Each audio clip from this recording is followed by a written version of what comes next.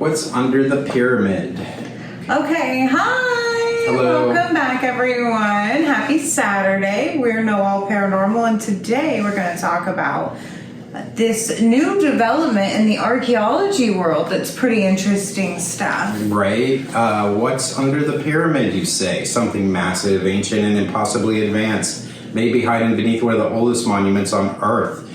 The Pyramid of Khafre, long thought to be just another tomb, is now at the center of a discovery that could rewrite everything we thought we knew about ancient Egypt.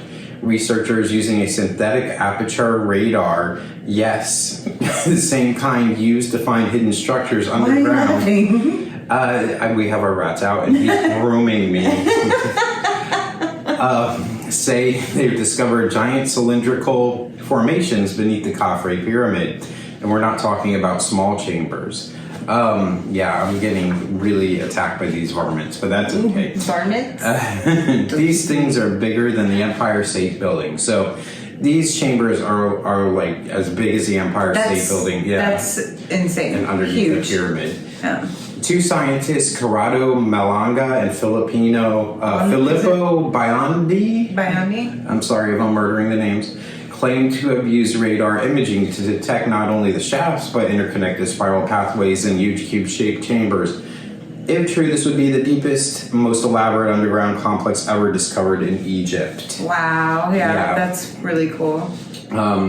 This is one of the first times we've had our rats on here, and this guy's now he's grooming himself. You're good. Go ahead. There are many theories about what these structures could be. Could these structures be part of a power generating system using Earth's natural frequencies? Some believe the pyramids weren't tombs at all, but ancient machines. Could the cylindrical shape, which is eerily similar to the classic UFO sightings, be buried spacecraft hidden away until the time is right? Ancient myths often mention gods traveling through the gates of light with spiral paths and deep vertical shafts. Could this be ancient infrastructure for something otherworldly, or are we seeing the fingerprint of a forgotten culture, more advanced than we ever imagined, something older than Egypt, buried in secrecy? But not everyone's convinced. Egypt's own Dr. Zahi Hawass called it fake news. Really? And says no such radar scans have taken place. But others point to peer-reviewed research by these same scientists in the past. So what's really beneath the sands of Giza? A tomb, a machine, a message left by something, or perhaps someone not of this earth? Until the truth is brought to light, the mysteries of what lies beneath the pyramid of, what was it? Khafre remains buried, along with the secrets of the ancient world. Right. Now, we did mention peer review, and it's a critical part of the scientific process. Yeah. Ensuring research is credible and accurate. However, there are several issues with that system. Take it away, Kevin. Reviewers, because I think they've been saying this has been disproven. So, I'm sure people have seen this already. We're a little late to the punch, but they said that the scanning radar system was not,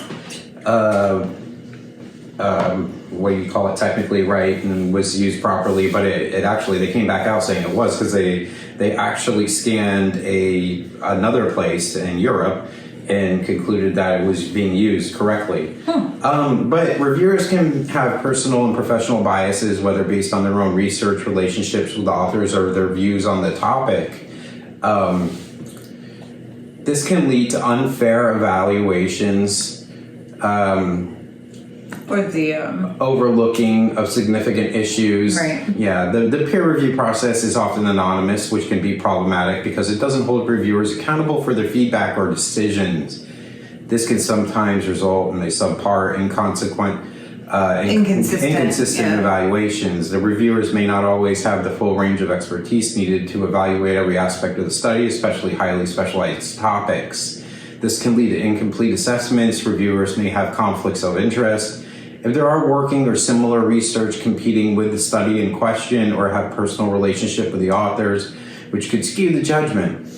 It can also be a time-consuming process which delays publications or research. The backlog can sometimes result in outdated or irrelevant studies being published. Many scientists face pressure to publish frequently, leading to a phenomenon called publication bias. This can cause negative or inconclusive studies to be underreported, skewing the scientific record. Sometimes flawed research or mistakes slip through the peer review process, and the journals may not have systems in place to retract or correct errors once published. This undermines the credibility of the research. Many studies are evaluated based on whether they are published, often favoring high-impact journals. This can create a hierarchy of science, where research in niche emerging fields can be underappreciated or overlooked. While peer review remains a cornerstone of the scientific credibility, addressing the issues is important for improving the integrity of research. So academia, once again, messing things up. Yeah, I think it's kind of messed up that, like, if somebody presents you with some really legitimate studies, if you have studied it and you disagree with those studies, you can just be like, no, it's trash.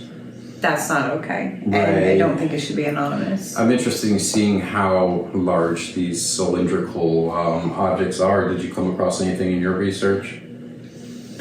Are those ones that are as deep as the Empire State Buildings are tall? Why? I mean, why? Width-wise? Oh, I have no idea. Or if there's an inner chamber? I have no idea, but I did. Somebody, and I haven't looked into this, but somebody had said that they sent someone down there, and it took them 6 days to get to the bottom. And that's a lot. I don't think that's true. Because I didn't find anything about that. No. But there's no way they could even get to it. But also the person that told me this is somebody that I love dearly and I trust, so I'm gonna just have to look harder. Yeah, I don't know about that. So yeah, we'll stay tuned and see what happens with this. It's super interesting, so whether it's real or if not it's real, I am so excited to find out what's down there. That's so interesting. Absolutely, yeah. Also, I hope you guys enjoyed the new scenery. This is my office. And our new ratties. Well, they're not new. We've had them for a year. They're almost a year old now. And next time we'll have our wild pet rat in here. All right. Well, enjoy. We'll see you next time. Bye. Bye.